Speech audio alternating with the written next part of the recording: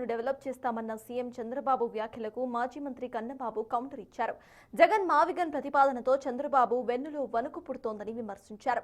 జగన్ మావిగన్ ప్రతిపాదనతోనే చంద్రబాబు అభివృద్ధి కారిడార్ మాటలు వస్తున్నాయని అన్నారు.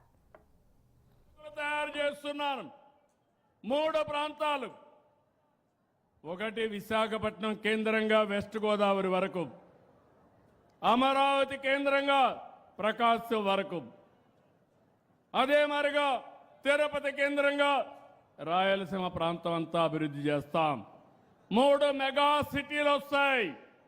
రాయలసీమ ఎక్కడికక్కడ గ్రీన్ ఎనర్జీ హబ్గా తయారవుతుంది, హార్టికల్చర్ హబ్గా తయారవుతుంది.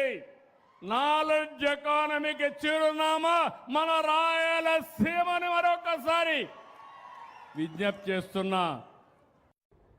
మేము అభివృద్ధి కారిడార్లని తీసుకొస్తాము రాష్ట్రంలో.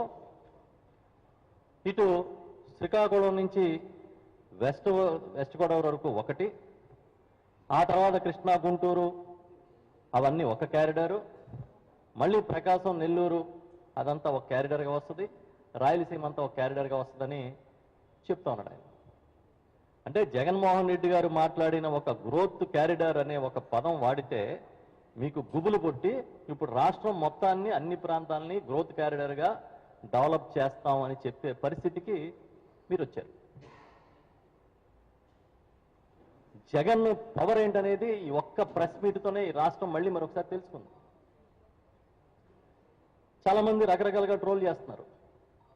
ఒక ఆయన మాట్లాడింది చూశాను, జంగారెడ్డిగూడ నుంచి గుంటూరు దాకా పెట్టండి జగన్ అని వస్తుంది కదా పేరుని తెలుగుదేశం ఎమ్మెల్యే ఒక ఆయన మాట్లాడుతున్నాడు. జగన్మోహన్ రెడ్డి ఎప్పుడు అదే చెప్తున్నారు. అటు జంగారెడ్డిగూడెం దగ్గర నుంచి గుంటూరు దాకానే కాదు, రాష్ట్రంలో అన్ని ప్రాంతాలు అభివృద్ధి జరగాలి, అందుకు వికేంద్రీకరణ మాత్రమే ఒక టూల్ అని ఆయన మొదటి నుంచి చెప్తూ వచ్చారు.